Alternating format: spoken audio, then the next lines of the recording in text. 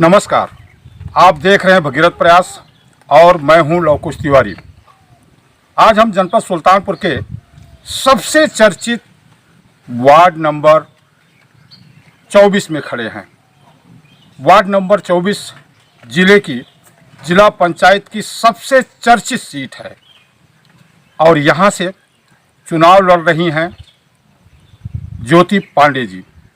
ज्योति पांडे जी वैसे तो समाज सेविका हैं, लेकिन इनकी चर्चा क्षेत्र में कुछ अन्य कारणों से भी है। तो चलिए हम सीधे मिलते हैं ज्योति पांडे जी से। ज्योति जी, भगीरथ प्रयास के उम्मीदवार जांच परख कार्यक्रम में आपका स्वागत है। आप वार्ड नंबर 24 से चुनाव लड़ रही हैं। क्षेत्र की जनता आपको लेकर जानना चाहती है। मैं सबसे पहले आपसे ये जानना चाहता हूँ कि आप प्रॉपर कहाँ से हैं? मैं प्रॉपर सुल्तानपुर करौंदिया से हूँ। मेरी फैमिली मुंबई में रहती है।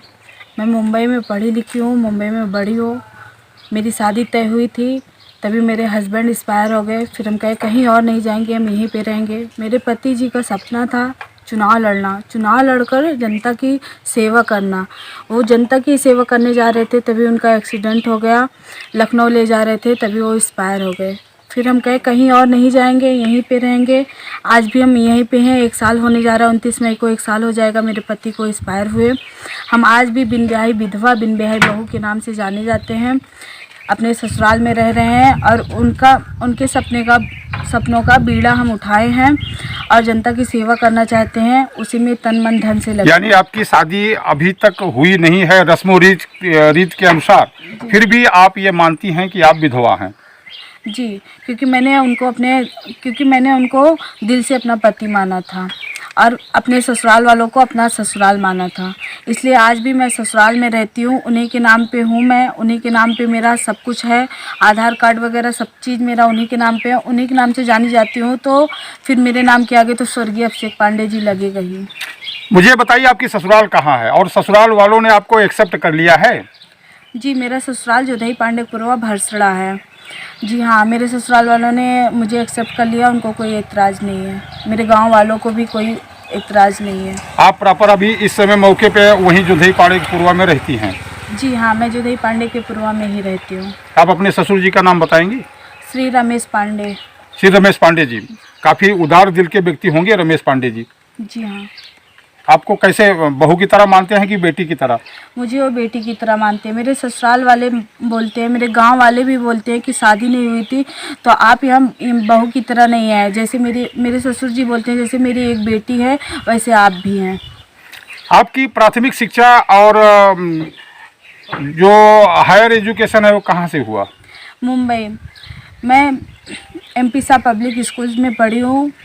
मुंबई के? जी, बिलीपाले में। और मैं 11 से और BCom फर्स्ट ईयर तक मैंने बांद्रा नेशनल कॉलेज से किया है।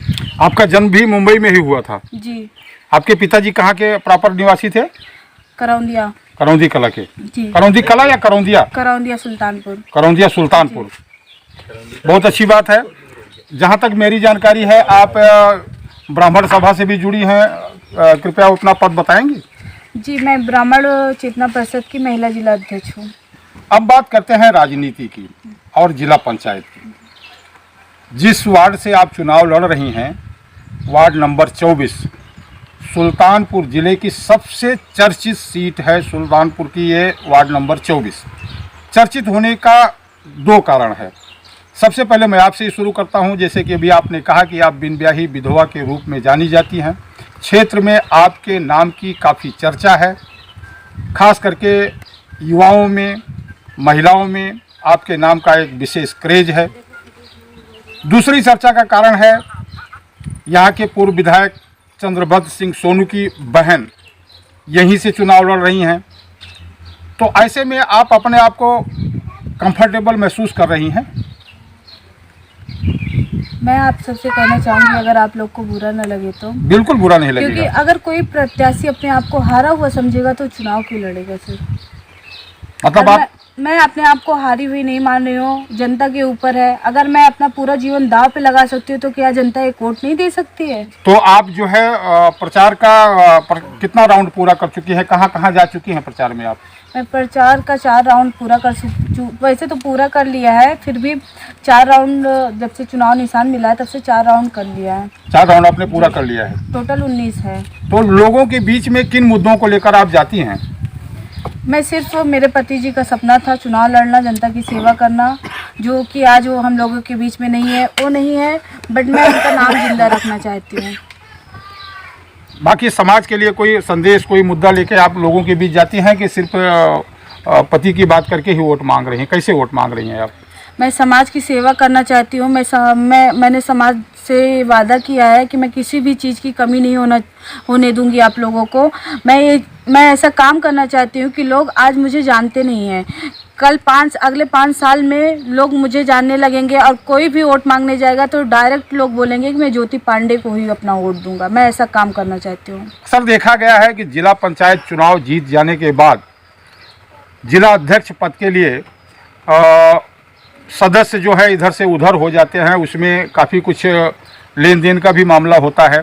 ऐसा कुछ अगर आपके लिए स्थिति बनी तो आप किस तरफ रहना चाहेंगे? देखिए, मैं फ़िलहाल तो अभी किसी के उसमें मैंने सोचा नहीं है कुछ भी, लेकिन जो जनता की सेवा करेगा मैं उसी साइड में रहना चाहूँगी। यानी पैसा आपको प्रभावित नहीं कर पाएगा? पैसा प्रभावित नहीं कर पाएगा, क्योंकि मैं जनता की सेवा करने के लिए समाज में उतरी हूँ। मेरे पति जी का सपना था, मैं अपने पति जी के नाम को डुबोना नहीं चाहती हूँ, मैं इनका नाम उभारना चाहती हूँ।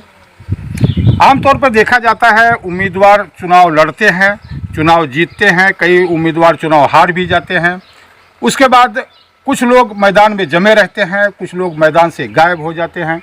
आपको लेकर जो लोगों में आपके विपक्षी या आपके प्रतिस्पर्धी जो चुनाव लड़ रहे हैं वो कहते हैं कि आप चुनाव चाहे जीतेंगी चाहे हारेंगी, फिर आप यहाँ नहीं रहेंगी, मुंबई की हैं, मुंबई चली जाएंगी। इस पर आप क्या कहेंगी? अगर मुझे मुंबई जाना ही होता तो मैं बिन ब्याही विधवा का कलंक अपने सर पे न लेती। मैं अपने पति के सपनों को साकार करने के लिए तन मन धन न लगाती। रही बात, लोग सोचते हैं कि आप जिला पंचायत चुनाव जीत जाएंगे, आपको पैसा मिल जाएगा, आप रह लेंगी।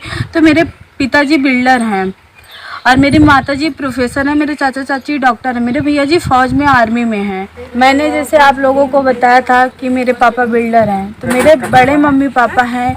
मेरे मम्मी पापा 2008 में बम ब्लास्ट में ही एक्सपायर हो चुके थे मुंबई में। जी हाँ सर, मुंबई में 2008 बीटी स्टेशन के पास बम ब्लास्ट हुआ था, उसी में मेरे मम्मी पापा एक्सपायर हो गए थे।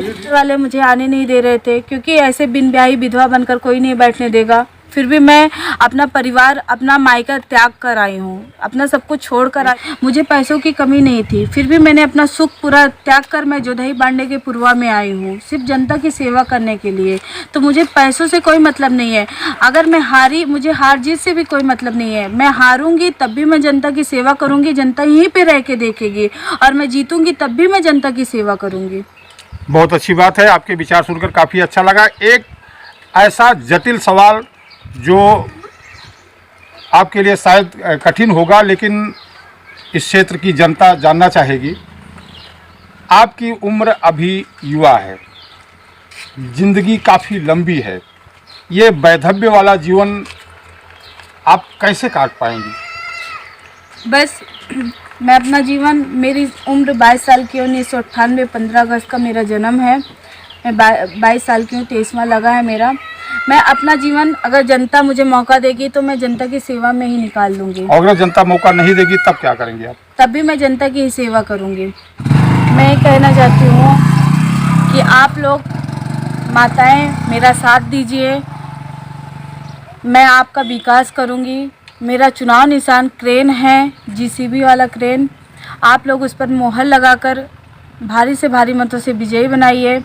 आप लोग मुझे सहारा दीजिए, मैं वादा करती हूँ कि आप लोगों को किसी भी चीज़ की कमी नहीं होने दूंगी। और अगर किसी भी चीज़ की कमी रहेगी तो सिर्फ 5 साल की बात रहेगी। 5 साल बाद मेरा ये कहना है कि मैं क्या मुँह लेकर आप लोगों के पास फिर से दोबारा मैं आप लोगों के पास आऊँगी। तो मैं आप लोगों की सेवा करना चाहती हूँ और मैं अपने युवाओं भाइयों से कहना चाहती हूँ कि आप लोग मेरा साथ दीजिए। मैं आप लोगों को किसी चीज़ की कमी नहीं होने दूंगी। आप लोगों के लिए खेल कूद का मैदान बनाऊंगी।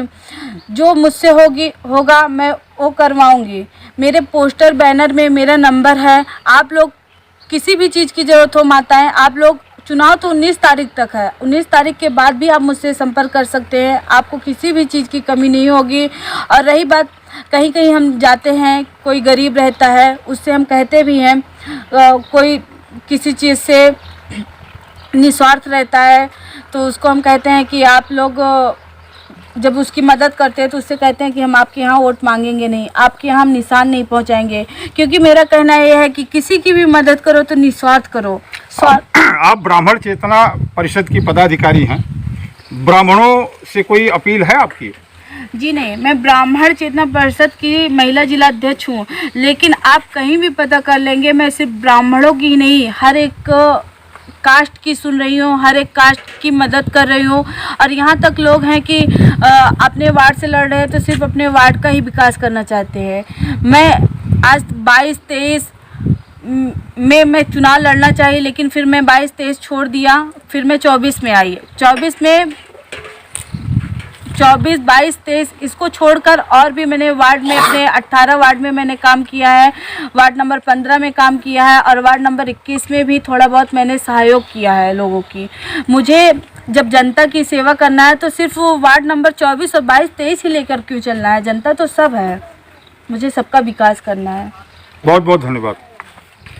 तो आपने यहाँ देखा, हमने समाज सेविका ज्योति पांडे जी से उनके बारे में, क्षेत्र के बारे में और अन्य विभिन्न मुद्दों पर जिसे इस क्षेत्र की जनता जानना चाहती है, चर्चा किया और विस्तृत बातचीत की।